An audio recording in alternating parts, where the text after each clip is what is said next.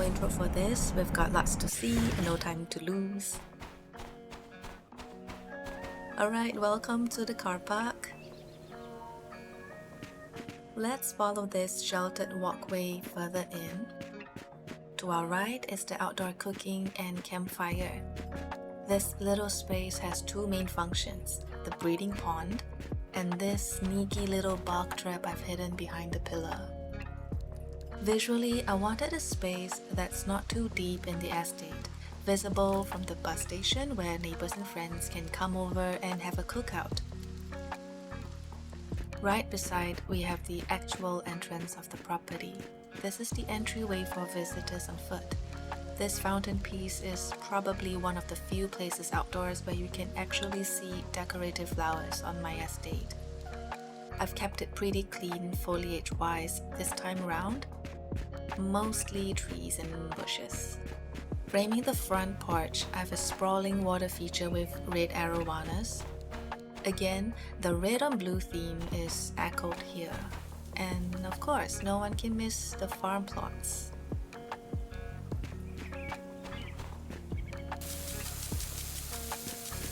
Moving on, we have reached the animal service bay. This space not only serves as a double-gated barrier to prevent my animals from escaping, but also the place to process the feed. If anyone is looking for a barn build inspiration, I'm afraid I will never be the one. Today I've actually put my animals out to show how this arrangement looks like with the occupants. I know it's giving prison yard, but I don't care. All these animals share the same food trough, cleaning machine, and the sinister music box. It's not like any of them have a busy schedule. They can use the entire day to eat, and maybe some will have to queue for showers. It's not a big deal. My goals for animals are very simple. Be cute. I'll just breed for the special variety, but mostly females, so they can produce milk and eggs. Speaking of eugenics, I try to not have the clingy trait as they tend to follow me out of the pen, or aloofness during early game, because that affects the birthing period. Other than that, traits doesn't really matter to me as animal products are not the main source of income. Rabbits and chickens are given free run of this property because of the weeding work they provide, and they are so cute. I've provided a little sitting area for visitors to interact with them.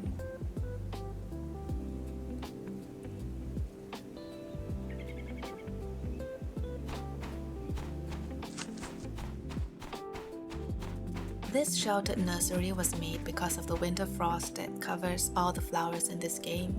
I couldn't tell any of the colors, and this was during the early days of crossing flowers to get the desired colors. Over here, I've also tucked a little workbench to organize the seeds from normal to immortal, and I'll just stand here and press F to store seeds as I'm harvesting the flowers. We are now approaching the backyard of the build. This is where I keep it informal and casual.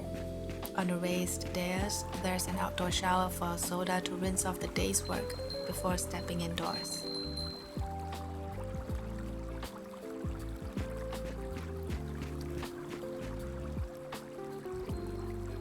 Along the back wall is the gardening zone. It's a space for Soda to work on the flower pots.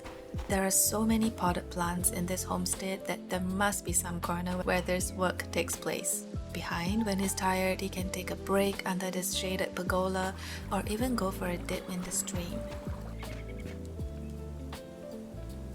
Further down is where I keep all my 28 beehives.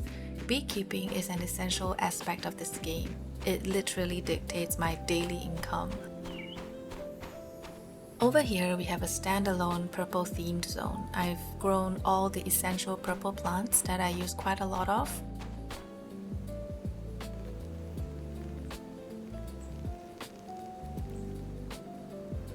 Moving on, I have a small grass patch, swing and garden set for Soda to play with the dogs. Two adorable Shiba Inus with their own living space. We are now visiting the brains of this build, the centralized workstation. At the entrance are my 8 essential chests.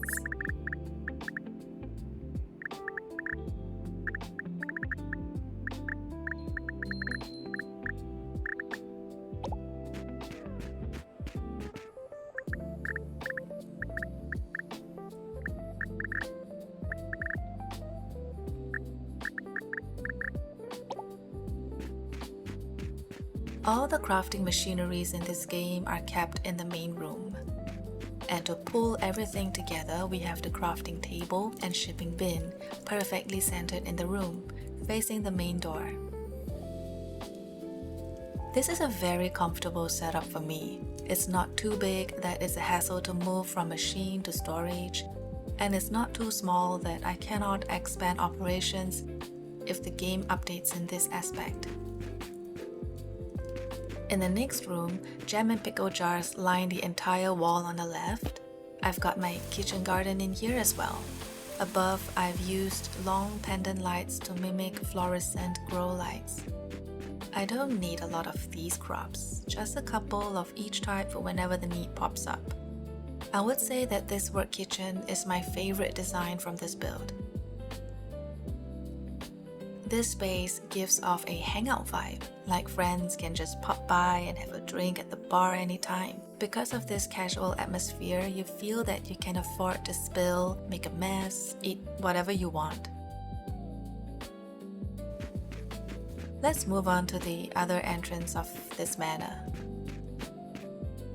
There's an indoor theme of Atlantis Resurrected, which is about jewel tones and water elements.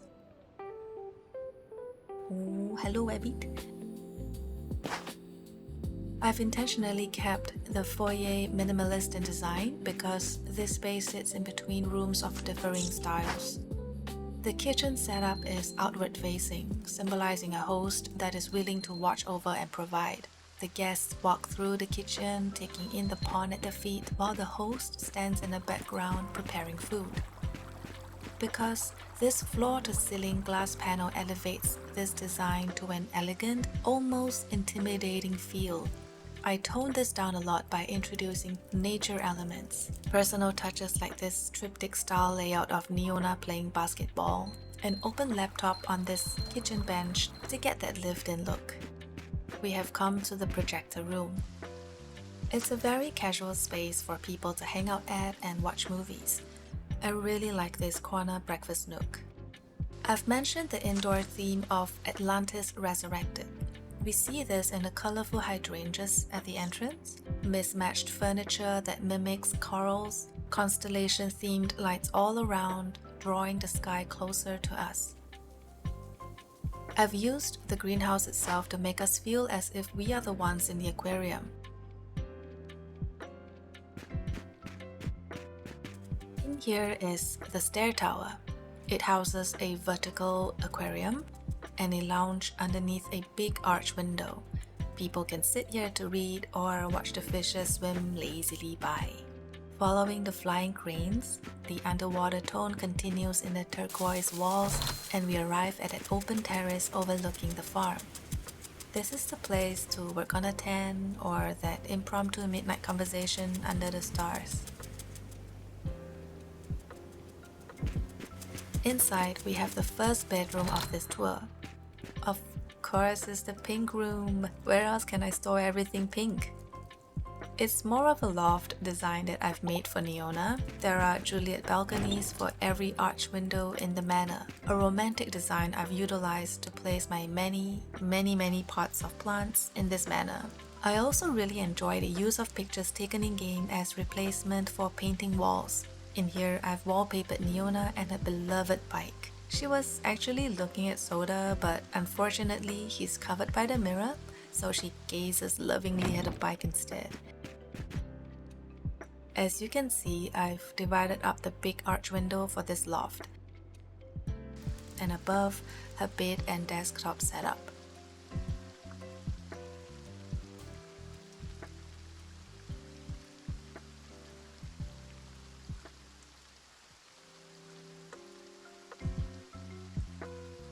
A massive, solid block stretching from end to end just didn't make sense for the layout, so I broke the building up to create an underpass path to the exit. I still wanted to keep that fortress look though, which is why I threw in this glass corridor to tie the two buildings back together.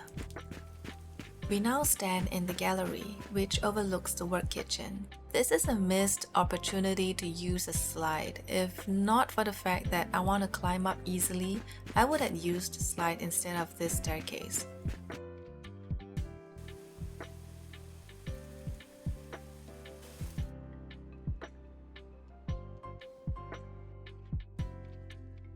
We meet the flying cranes again as we finally come to Soda's bedroom. The first portion is Soda's recreational space. His gaming console, sports equipment, books, and retro PC set against the stunning black and white backdrop that is his photography wall, where I've placed some of my favorite shots of the NPCs. Personally, I really like how structural components bleed into walls in this game, like how you can see bits of the roof poking through on this wall, where I can see the anatomy of an architecture. It feels raw and honest, which is also a reason why I favor industrial style designs. Case in point, if I didn't have this exposed roof sloping down, this wall would look a little flat and this room will be less interesting to look at. I like the idea of being able to watch the waterfall from the bed while listening to the crackling from the fireplace. Inside, we have a simple bathroom design in soothing grey tones.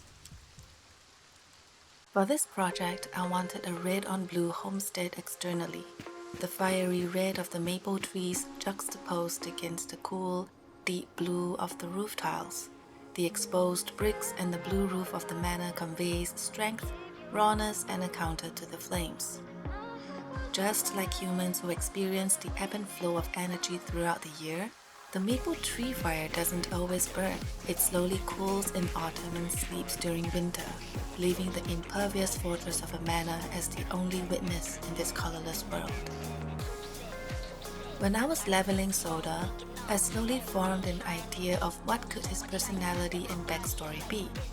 If Ayami's builds are about self-discovery and harmony, then Soda's homestead is about alchemy, combining raw brutalism with the fluidity and vibrancy of life. From the fiery maple trees to the fortress-like exterior, we are constantly reminded of Soda's passion and tempered strength. But this is just part of his identity, not the entirety. As we dive into his manor, we are treated to a world of warmth, colors, depth, and creation. We discover his relatable laid-back lifestyle, observant character, and obvious adoration of his partner. Lastly, to give this project a soul, I've placed Soda and Neona in the position of Hades and Persephone, the OG couple of Greek mythology. Hades as seen in the stoic, dark, and implacable facade of the structure. Internally, despite Hades' grim exterior, his devotion is arguably the deepest in the Greek pantheon. His obsession and unwavering focus to his realm of Persephone is all-consuming. I've named this build Solstice in reference to the moment Persephone joins or leaves the underworld. Her presence marks the breaking point in hell, where darkness meets light. She is the life to Hades' stillness. We see her influence in the subterranean warmth, colors, and movement within the build. Solstice is a place where Persephone's light isn't extinguished by Hades' shadow, but is instead framed and protected by it. I hope you have enjoyed this tour. Starsand Island has provided a really great canvas for me to build creatively, and I've enjoyed myself very much in the process. Do check out my description box for more details that I was unable to include in this voiceover. Thank you and see you again.